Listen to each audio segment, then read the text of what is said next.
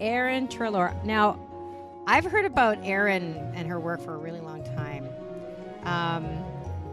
because it's really compelling to see. I mean, Alicia Keys is doing it now where she has no makeup on The Voice, but it's really compelling to see women who I actually know, because you happen to feature a lot of women I know, Erin, on your site and so forth, going without makeup and just showing the raw beauty of who they are. It's really quite refreshing.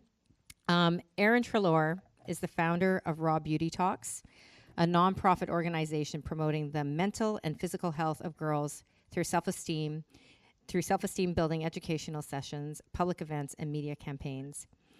Erin has interviewed over 200 women from across North America, including Olympic gold medalist Jamie Anderson and Grammy Award-winning artist Colby Calliot, for a special series that features women without makeup, Photoshop, or filters. When I was a child, right from the start, I was very confident in a lot of ways. I believed that I could be anything, do anything that I wanted.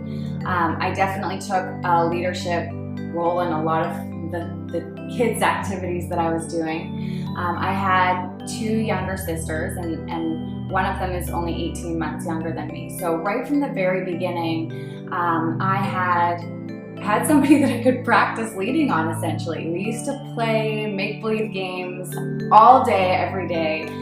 We would play school, and I was always the teacher. We would play mom, and I was always the mom. And so right from the very, very start, I was able to explore and kind of practice this leadership role. And it also taught me a sense of caring and looking out for somebody who was younger than me. Hi everyone. Is this on? Can you hear me? Okay. Shout out to my little sister Sarah for letting me put her in all of these roles when we were younger and essentially letting me boss her around. I'd like to thank everyone for coming today and for being here, because as mums, we all have a story as to how we made it here and landed our bums in the seat. And for some people, this week was probably easy to get here. And for other people, we've already heard stories. It took a lot more to get here today. So thank you for being here, for joining our mom tribe, and thank you for creating a space that we could all connect. You have an amazing team. So when Christine initially reached out to ask me to speak at this, I'd only been a mom for a couple of months, and I was still very much in that stage where you're like so high on life and so exhausted, and you have yellow poop over, everything that you're wearing. There are diapers in the kitchen, and like you and your husband haven't really seen each other, but you're also so in love, and you don't really care about all of this stuff. That's the stage that I was in when she initially reached out. And she asked me what I would speak about, and I emailed right back, and I said, I'm gonna do a spoken word poem on becoming a mom. A spoken word poem. A spoken word poem. I really, honestly, this says a lot about the state that we are in as mothers in those first couple of months, because I have no effing idea how to do spoken word poetry. Like I've honestly only heard 2 spoken word poems, and they're definitely the ones who have like 5 million views. They've dedicated their life to doing slam poetry. It's not coming from a sleep-deprived mom who's like trying to balance work and life and all this kind of stuff. So regardless, something about growing a small human in my body and then pushing said human out of my vagina had given me the feeling that I could do anything. I felt so powerful. What I forgot was that there's a lot of unforeseen forces that come into play when you're in labor. It feels like you're working a lot, but you're actually kind of just along for the ride. And when I sat down to write my spoken word poem, those unforeseen forces were not there. No masterpiece was birthed. I was left with a blank page with like a lot of awkward words and like, mother. It's like, okay, it's not my moment for spoken word poetry. So I emailed Kelly, and this was like after months of sweating about this, stressing about it, my husband looking at me like, you're nuts. I emailed her, and I'm like, I've overcommitted. I'm gonna have to say no to the spoken word poetry right now. I'm so sorry. I hope this doesn't screw things up. Anyways, they're very kind and understanding as moms, and they let me off the hook. So you're welcome that you don't have to hear my spoken word poem today. The reality is, I really don't think you can put into words what becoming a mom means. Oh boy, Elaine, you broke the crying seal. The depth and the transformation and those mornings when you're lying in bed with your little bean and it's like the world couldn't be more perfect and feel more safe. And then there's the times when you feel like you have no idea what you're doing and everything is falling apart and you're wondering why your husband is going golfing again. There's moments of pure bliss and there's moments of pure terror and there's just so much love that you don't even know what to do with it. It's hard to put that into words. So I was having a week a couple of months ago where I was feeling a little stretched thin. You know, I work with my family business doing business development and marketing. And then I have Raw, and we were just launching this body image and media literacy program for kids in grades 6 to 8. Of course, I had another idea that I was working on as well. And it felt like too much all of a sudden. And I didn't even really know how to take the next step forward. So I'm just wondering, is there anyone, just put up your hand if you felt stretched thin. Put up your other hand if you felt overwhelmed, if you've ever had a moment. Okay, keep your hands up. Christine, is there anyone who doesn't have their hands up? Because I really feel like they should do the talk next year. Because they clearly have their shit together. Anyways, I thought that rather than talking about what I normally talk about with Raw, and rather than doing spoken word poetry, that I would quickly touch on something that I've been personally working on to give myself more confidence and clarity and purpose in what I consider to be my most important role as a mom. So when I was feeling stretched thin, I did what I always do now, and I reached out for help. And I contacted the smartest woman I know in regards to sort of business and juggling things, Judy Brooks, who is the founder of Blow Dry Bar, among other things. And I was like, Judy, you're someone I really look up to, and I need help. I don't know what I should be focused on right now, if I'm being afraid, if I'm not just jumping into my fear. I don't even know where to go. And so we sat down, and the first thing she had me do was write a purpose statement for my life, which sounds super daunting. Of course, she made it somewhat manageable. She had me write down words that, inspired me and phrases that made me feel like I was coming alive. And we came up with my purpose statement. And immediately, I just felt this huge sense of relief. And I could see, okay, this is what I need to do right now in my business world. And this is the opportunity that I need to take, and I need to let go a little bit over here. And it provided me with such clarity that it made me consider, or think about why I hadn't done this as a mom, and why I hadn't really set a true intention as to what I wanted my role as a mom to be, and what childhood I wanted to create for James, and what I wanted him to think, what words I wanted him to feel when he thought about his mom.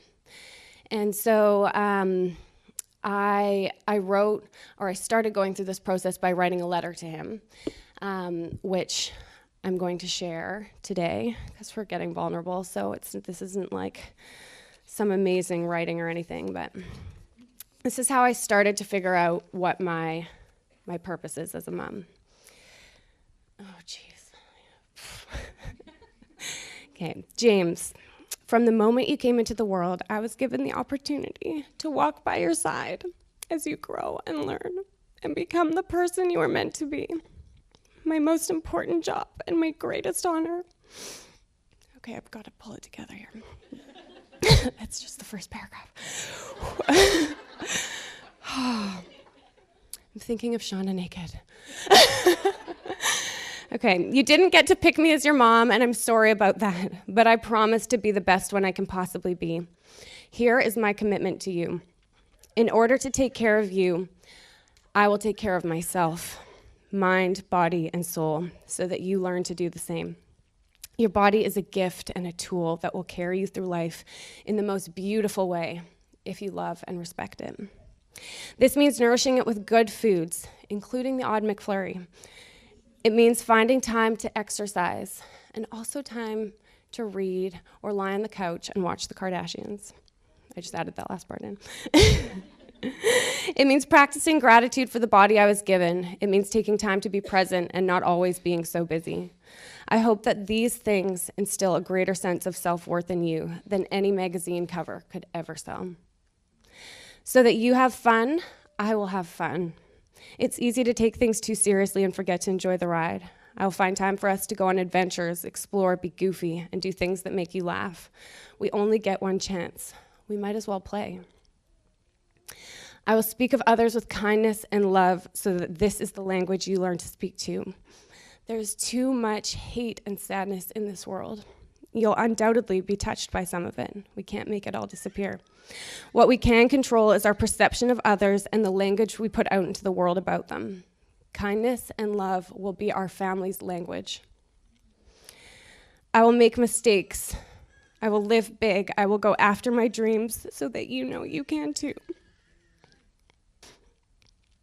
I hope that you feel fueled by your passions and are brave enough to pursue them. I hope you have the confidence to create a life that you love. I promise to be mindful of living as many moments as possible in the present with you. If I had to sum it all up, I hope that as your mom, I can provide a safe, loving space for you to find what makes you happy and create a life that you love.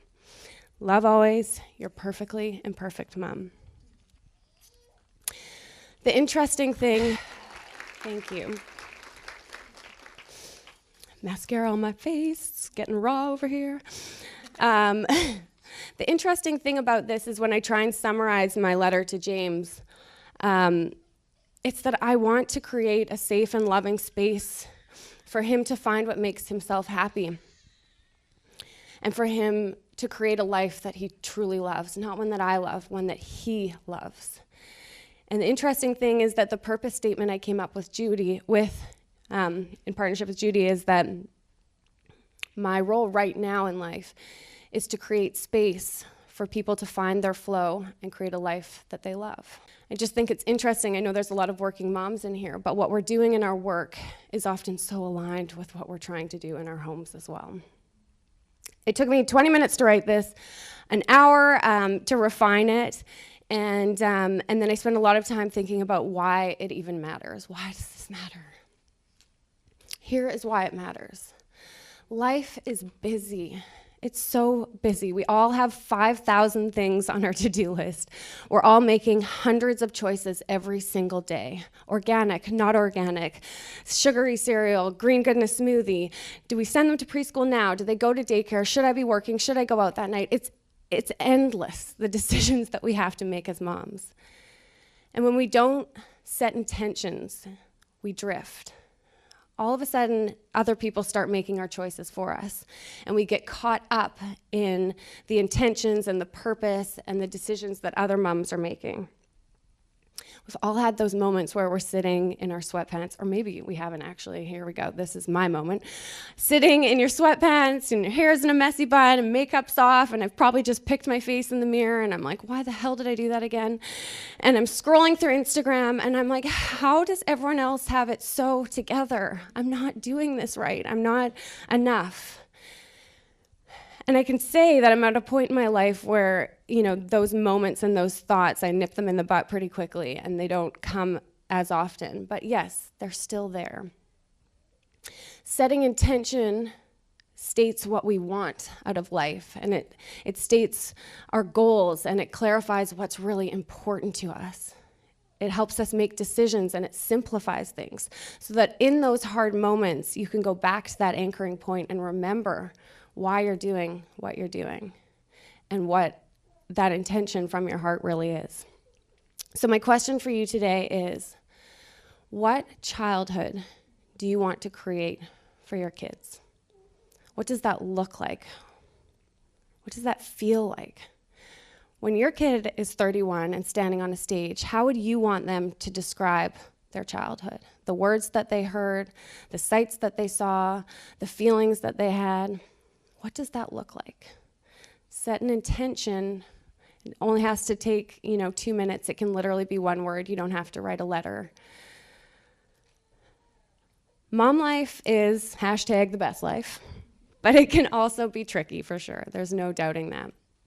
My hope is that by setting an intention, it will take you one step closer to finding your mom flow and creating a life that feels really, really good. And that's my biggest hope for you. So thank you. I'm just sitting there.